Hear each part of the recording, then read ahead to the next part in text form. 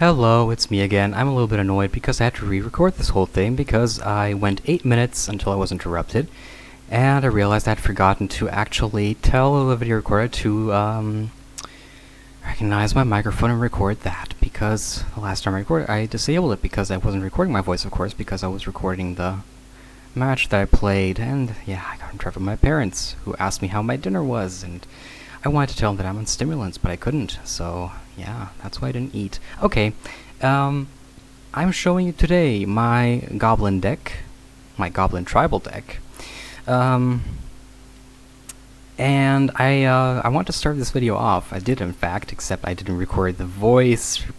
Anyway, yes, I want to start off by mentioning that actually, as I was going over this in my head, and trying to figure out a way to present it adequately, I don't really have a very good approach to it because it's very...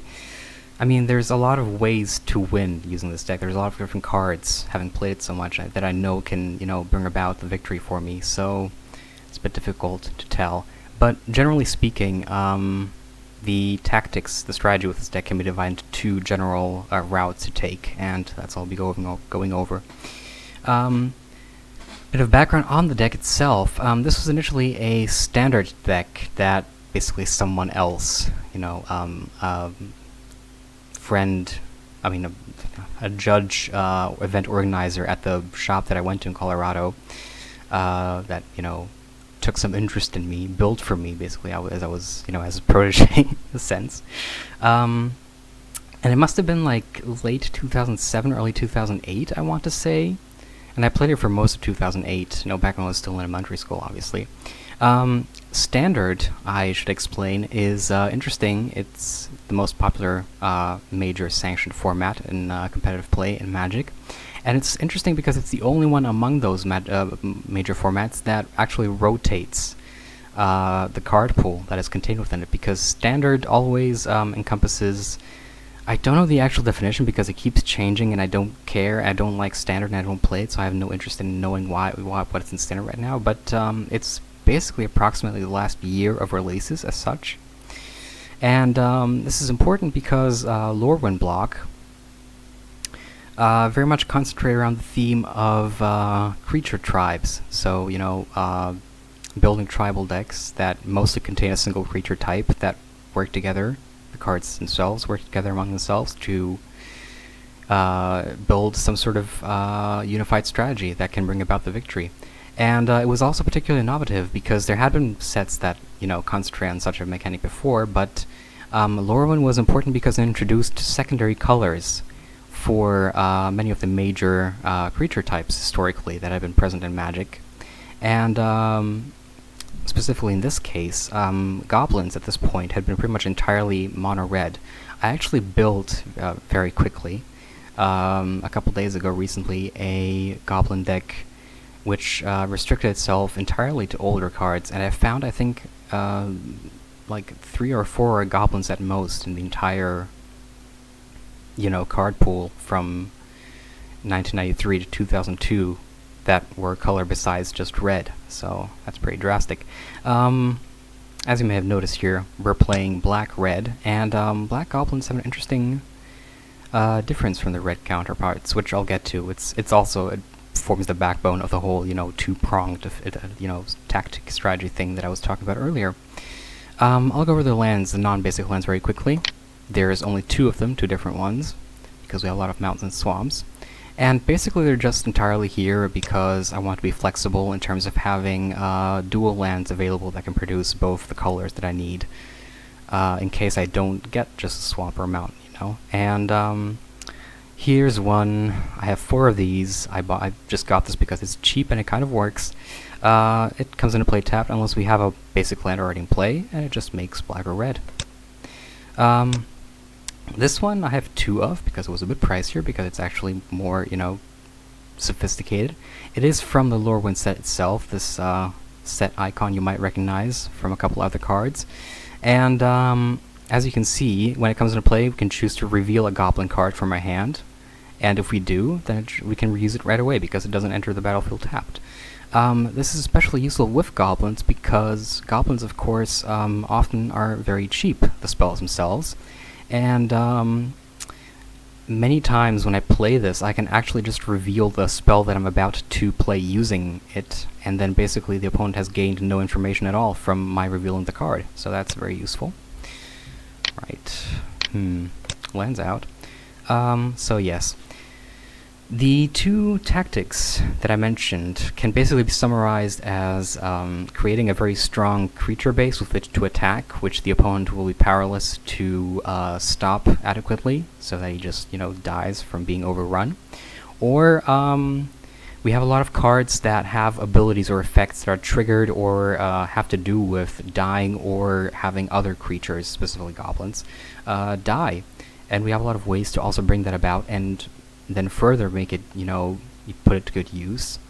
And sometimes there's also an overlap between the two approaches, as we will see. But the best way I can, demonstrate these is to show you first off a pair of enchantments that I have that represent both of these tactics pretty well. First, these being this here, Quest for the Goblin Lord for 1 red mana. It's a great first turn drop if I happen to get it. It's an enchantment, it stays in play, because it's the effect that it says it does forever, as long as it's destroyed, and of course enchantments are very hard to get rid of, so that's good.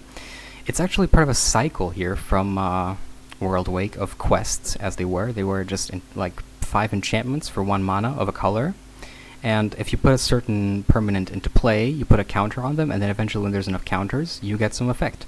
In this case, anytime a goblin enters the battlefield, we put a counter on it, and if it has 5 or more, all our creatures get +2/+0 permanently, which gives us an amazing edge in combat, of course.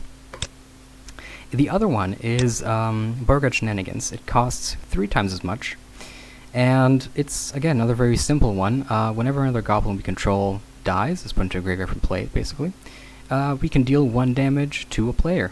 And, of course, because so many of them already give us certain effects to our benefit when they die, this can very easily create a cumulative effect of damage, so it's very useful, very versatile.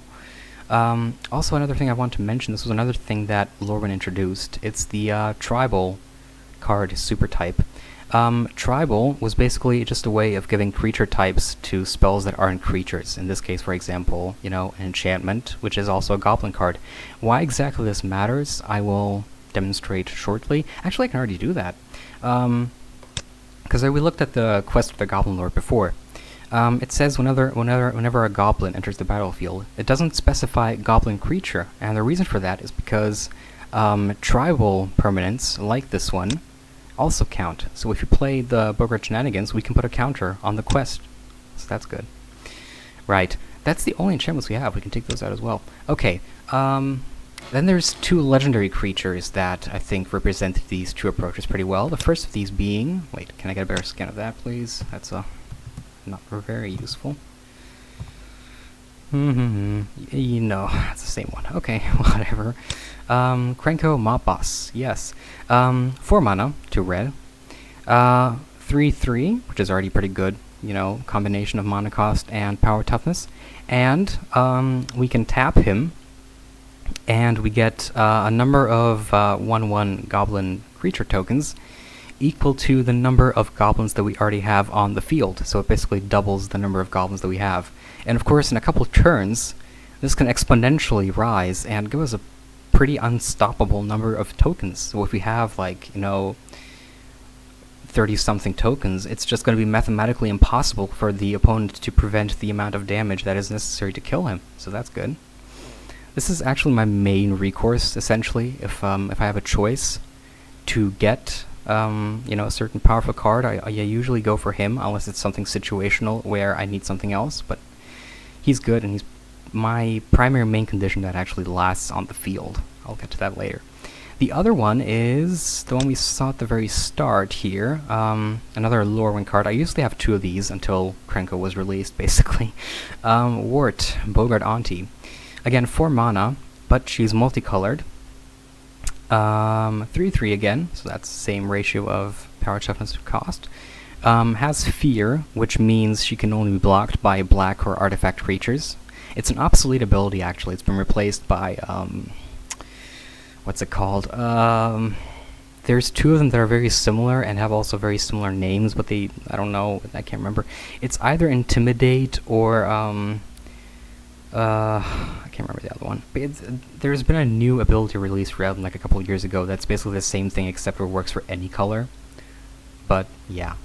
And more importantly, at the beginning of our upkeep, we can return a Goblin card from our graveyard to our hand. This is obviously very useful, and this sort of recursive, getting cards back that you already play, this thing is very rare in either black or red at this, without any additional costs. And it's especially rare for a Goblin. We'll notice a pattern. This deck has a bunch of Goblins that do very fancy things. Of course, they're not especially great at it as some other comparable cards might be, but it's a special thing that we can do. So yes, this allows us to replay various cards that give us effects that technically should only last until, just basically for a single use, which can be very, very useful if we manage to keep her on the field. Okay, with that said, now I don't know how to continue at all. Let's see. Well, I'm gonna go over the non-permanents first because, yeah, okay. Some utility spells. Do we have any of those really? I mean, we have. Okay, this is our main removal spell essentially. This is cheating in a sense because it's only kind of a Goblin spell as such. Nameless Inversion, one colorless, one black. It's an instant, and it's tribal again. It's Shapeshifter, and it has the ability to Changeling. That was another thing. The Shapeshifters were a new tribe that were introduced in Lorwyn, but they also kind of were every single other tribe at the same time because they all had the Changeling ability, which means this card is also a Goblin card. It's also an Elf card, a Human card, etc., etc. Every single creature type that exists in the game is on this card. And again, that means it gets all the benefits of being a Goblin card. We can have a creature get +3/-3. That's essentially 3 damage, except we can't target a player. And this is also technically more versatile than damage itself, direct damage, because it also bypasses things like being indestructible that some cards have, because reducing toughness to less than 1 isn't the same thing as dealing damage, of course. So it's good. I like it. I used to have a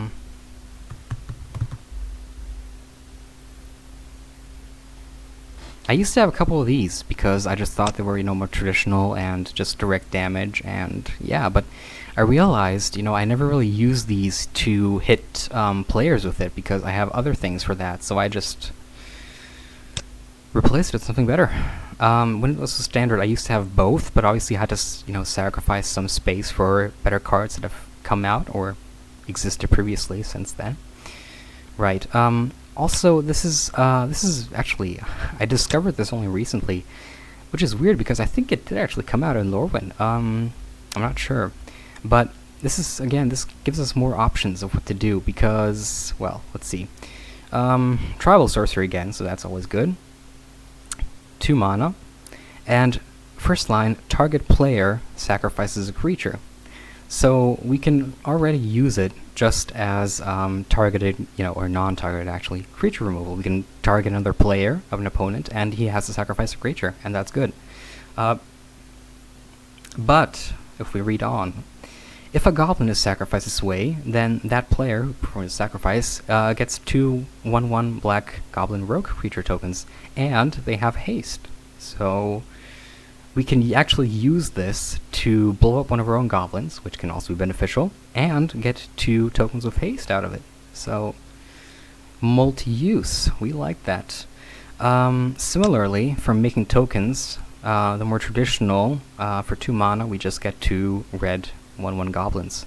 There's an identical spell called like Krenko's Command or something like that, but I don't really see the use of that, and I already had like a bunch of these from the standard days, so I just used these. Yes.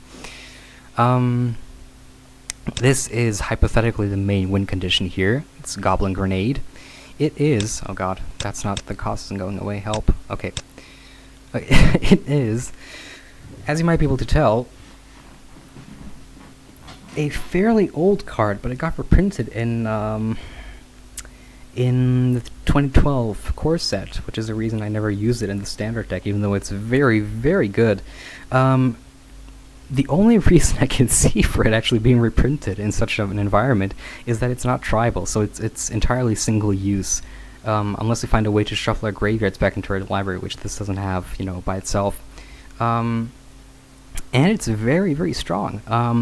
We just have to sacrifice one goblin, and it deals 5 damage to a creature or a player of our choice. So if you play all 4 of these, just, by chance, that's enough to take down a fully healthy opponent from the start of the game to none, to 0 life. So this is basically how we win, generally speaking. And of course, as I already mentioned, blowing up goblins can in turn produce favorable effects. So we should regularly have no qualms about just using this and killing our own creatures. The other sorcery that I have in here isn't that interesting. I only recently added this, and I have not actually played the deck, in its paper form against other real people since I've done so, which was like a year ago, because I haven't played Magic for real people in ages. So I have no idea if it's actually good, but hypothetically, first off, I should explain, this is what's called a pitch spell, meaning instead of paying the cost, which is pretty much, that's 7 mana, we can exile a number of cards, red cards specifically, 2 of them, from our hand instead. That's called pitching. You throw them out, and instead you play the spell. And what it does is basically lets us attack again. That's all it does. We untap all our creatures, and then we get another attack phase, a combat phase. So we can basically double down on the damage it caused, and that can be, lethal, obviously. And the rest is, unless I'm wrong, is entirely creatures. So let's go through them. I don't know how to do this. I really don't. I should start. I don't know what's the core, with the background as well. Okay, let's go through what's important to the whole killing stuff strategy. A very good 1-drop here in the form of the Knucklebone Witch, 1 black mana, gives us a 1/1, and whenever a goblin we control is put into graveyard from play, we put a +1/+1 counter on it. So again, this is one of the benefits you can see indirectly of killing our own goblins. We can buff this to very, very high, actually, power and toughness levels. Just from, routine, even just from blocking, obviously, it punishes our opponent for killing our own creatures, which is great, because, either way, you don't kill them or you kill them, you're gonna suffer somehow. That's always good. If you force your opponent to do something that will hurt them, I mean, what else do you want from life? Obviously, as I already mentioned, killing all this means we don't lose it permanently as long as they have ward out, because we can just fetch it back into our hand next turn and then play it again and again and again. Similarly here, yes, this is a very good... This one's actually kind of pricey. Obviously I can't sell it because I need it, but... Mogwar Marshal, 2 mana. It has an echo cost, meaning we have to pay the cost that's listed here during our upkeep or sacrifice it. And we get a token, or 1/1 red goblin, when this comes into play and when it dies. So obviously what the strategy here is we play it, we get a token, and then next turn we don't pay it and it dies. And the Knucklebone Witch can happily eat that up, and suddenly she's a 2/2. So pretty good trade-off, personally, in my opinion.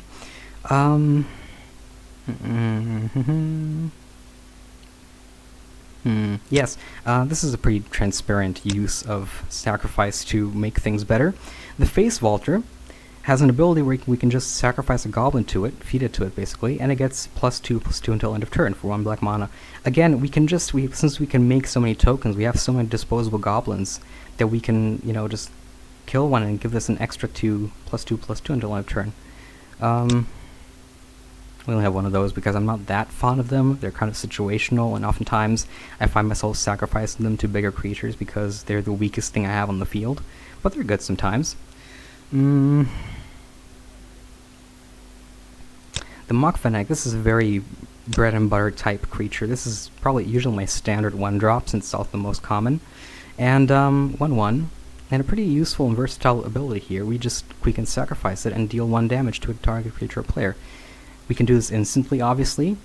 We can use it for anything, so as soon as anything that needs that sort of response, we can use it and kill it. And we can do a trick where we just block with it, and instead of, losing it to whatever bigger creature we're stopping from hitting us this turn, we just sacrifice it and hit the opponent with it. It's great. What else? What do we have what else do we have at 1? That's it. At 2, nope, that's all combat stuff. This is great. Mud Button, oh, that's another. Mud Button Torch Runner. This is another guy that I've had in here since the very beginning. 3 mana for 1/1 is a bit steep.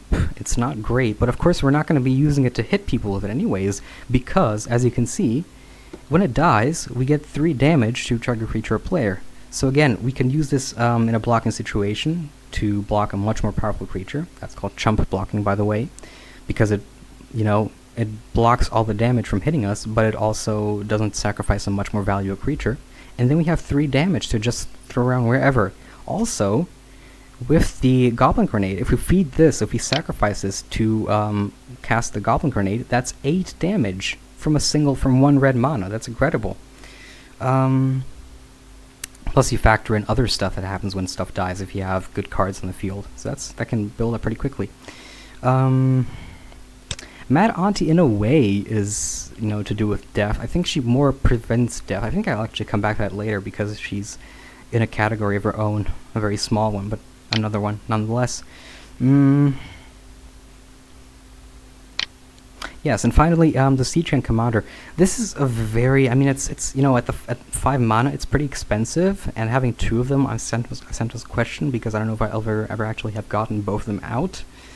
But it's very much the epitome of giving us fodder to sacrifice to things. We get a 2/2 for 5 mana, that's pretty terrible, but again, see, we get 3 1/1 red goblin tokens. And it gives us also the ability directly to sacrifice a goblin and pay 2 mana, and it gets us 2 damage to any target of our choice. Again, so much freedom with that. You can do anything with it practically. You can just use it with the enemy in a critical situation. Launch at creatures that are problematic on the field. Right. I'll go over the just unique pariahs of the creature selection here. First off, the Boggart Harbinger.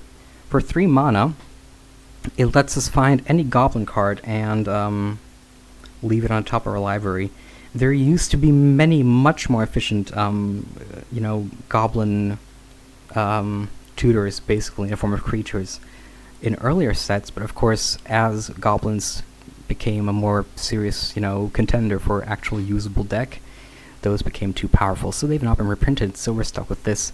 It's not a great tutor, as such, but it's the only one we've got, and it can definitely help us find that legendary creature we need to complete our strategy, so I like it. It is good. And 2/1 for 3 mana isn't that bad, really, if you think about it, so it can also be used in combat situations. And then we have the 2 buffers, I like to call them, because they buff our creatures. They both cost 3 mana. First off, the Mad Auntie that I already showed you. Other goblin creatures get +1/+1. And we can tap her to regenerate another goblin. This is mostly a defensive ability, because obviously in offensive combat, I'm usually fine with my goblins dying if I'm already attacking like that. But something you can do with the Auntie, for example, is like chump block using a single token, and use her to continually regenerate the token as much as we want. Obviously, that means we're not going to kill the other creature, but usually that's not a possibility anyway if we're doing that. And secondly, and this leads into combat, the Goblin Chieftain, for 3 mana, has haste, and other goblin creatures get +1/+1, and also have haste. So this is actually, if I get Krenko out, and I get another Harbinger, I usually fetch for this guy, since he makes my tokens much more threatening. First off, he turns them into 2/2s, which is already pretty much more, like, twice as dangerous as having 1/1s.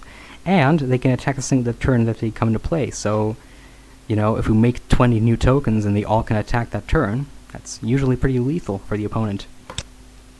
Right. Fighting goblins. Let's see. Well, these are pretty. I just stick them in there to do various utility effects. For example, this is a very obvious example, the Bloodmark Mentor. It doesn't do anything else, it's just a 1/1, but all red creatures we control have first strike. This can be very useful to give us a little edge in combat, to make sure that our tokens don't just die when they attack immediately. And it's especially useful against other decks that run a lot of small creatures, where you usually would be trading. But in this case, if I have this guy out, I can just, mine hit first, and they stay on the field. Pile Driver is another great example of like a one-off thing that benefits from having many other goblins in play. Protection from blue, that's not usually relevant, but it doesn't mean it can't be countered or go back into my hand or stuff like that. And whenever it attacks, it gets +2/+0 for any other attacking goblin. It can get like absurdly huge. I've seen it go up to like 70 power. That's usually too much for most people. Right. This is a very important one here. The Goblin Rebel Master. Oh god, the cost of the screen again. 3 mana, 2/2. Other goblin creatures attack each turn if able. That's actually a very great benefit because it means I don't have to think about attacking anymore. I just have to do it. That's great. Thank you. When combat begins, we get a token. Thank you. It has haste, so we get a guaranteed attack. And when this card itself attacks, it gets +1/+0, so it boosts itself for every other attacking goblin, which is going to be a lot eventually if it keeps staying on the field. The Bogart Mob. 4 mana, 5/5 is already pretty fucking great. The downside is we have to exile a goblin when it comes into play, but I usually just go for a token, which doesn't matter anyway. Hypothetically, if we exile a non-token, it comes back into play when this dies, but that never really should happen anyway. And it gives the ability, whenever a goblin deals combat damage to a player, we get a black goblin token.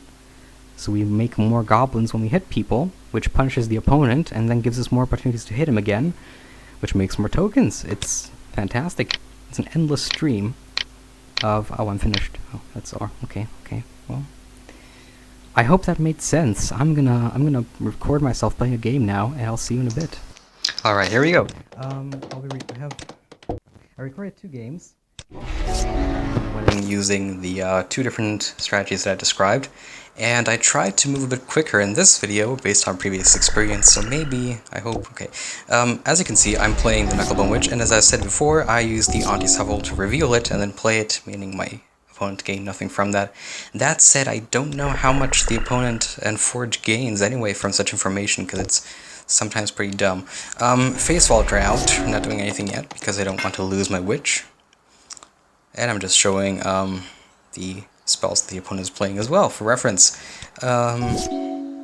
Mountain, and yes, now I'm going to go for the Torch Runner, so that I have something to both, obviously deal damage and feed to the Witch. Attacking with the Face Vaulter, that goes through.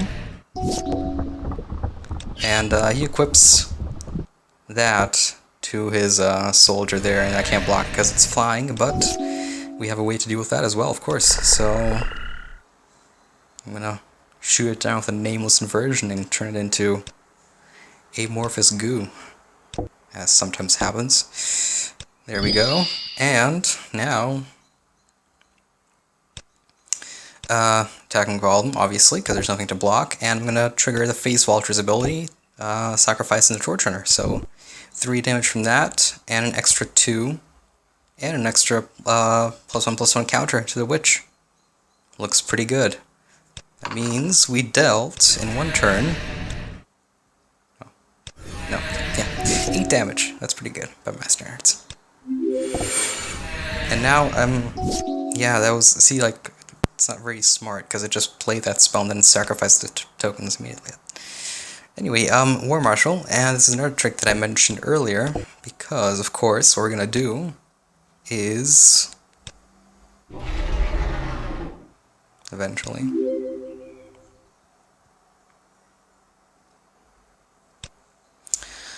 sacrifice the War Marshal to the Face Vaulter, which gives us damage bonuses we had earlier, plus we get another token immediately instead of having to wait until the next upkeep, which means it's going to be ready to attack next turn as well.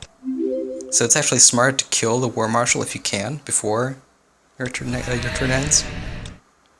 And that's down to 5, and I just grenade, sacrifice a token, and that's it. He is dead.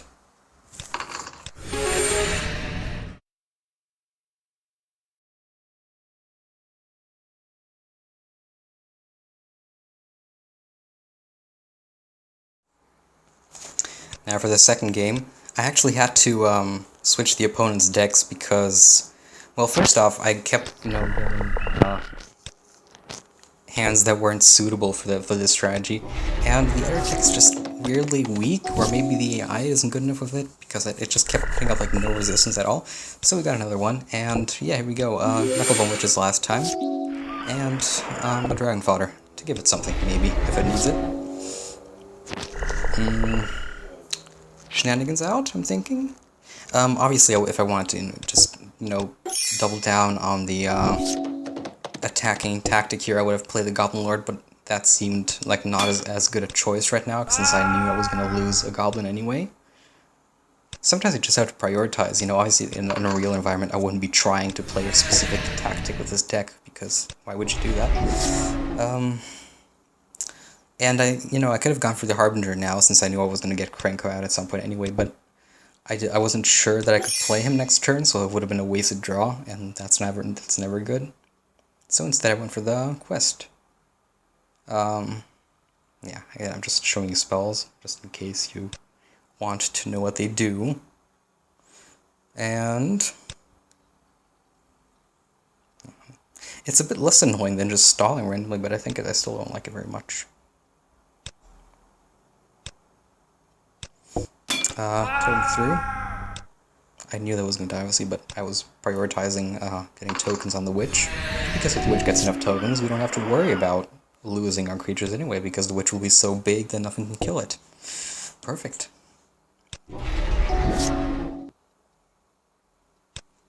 And now we have another Hovel, and of course that gives us enough mana to play Kyouko if we get him. So I'm going to use the Harbinger to get him.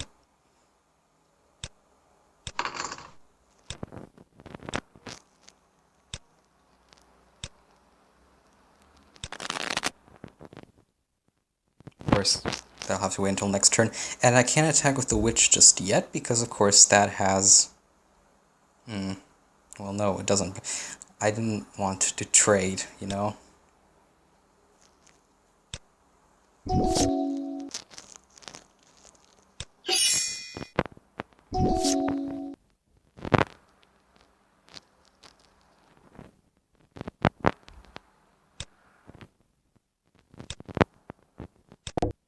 Okay, getting a token on the quest, and of course the next turn, since we made 3 new tokens, tokens, future tokens, we're gonna have an encounter on the quest to get that attack bonus. That's thrilling to think about, isn't it?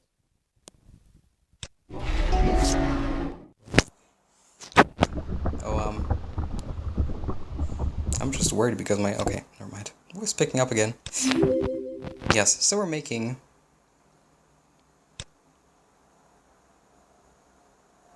4 of those. And now, as you can see, our 1/1 goblins that we got for free are 3 ones, in fact. I don't know what I was gesturing towards. Something, anyway. Bogart Mob. And we're gonna go with the tokens, obviously.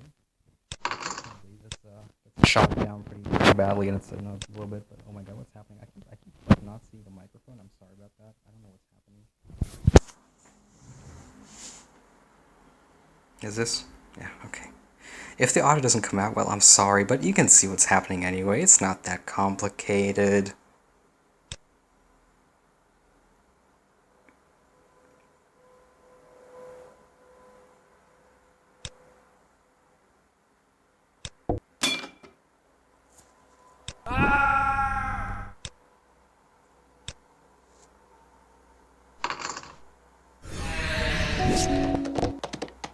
In fact, I'm not saying anything now because I don't know what to, Yeah, okay, Our Bogart Mob is dying, unfortunately, which means we exiled the token for nothing, because it's not coming back. Huh. The reason, by the way, that token isn't coming back is because tokens aren't spells. They're, they're not even cards as such. The cards are a more convenient thing that have been printed to, have a thing to represent them with, but they don't exist as such. And if they go out of play, you return to your hand, or they die, or they get exiled, they cease to exist the next time that their status is checked. So that's why. I don't think I actually had necessarily to play these inversions. I could have just killed them with the Goblin tokens as such, but felt like, if I'm going to use them for something, why not? And we've already got quite a few. I'm counting like 9 tokens? That's a lot of tokens. And which goes through for some reason. I don't know why you didn't bother blocking that. Forge AI, I don't know. Iffy, strange. Not entirely sane.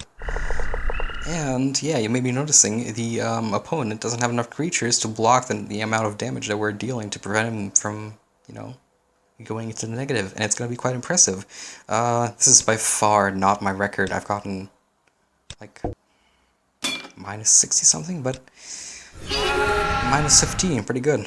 And that's it. Goodbye.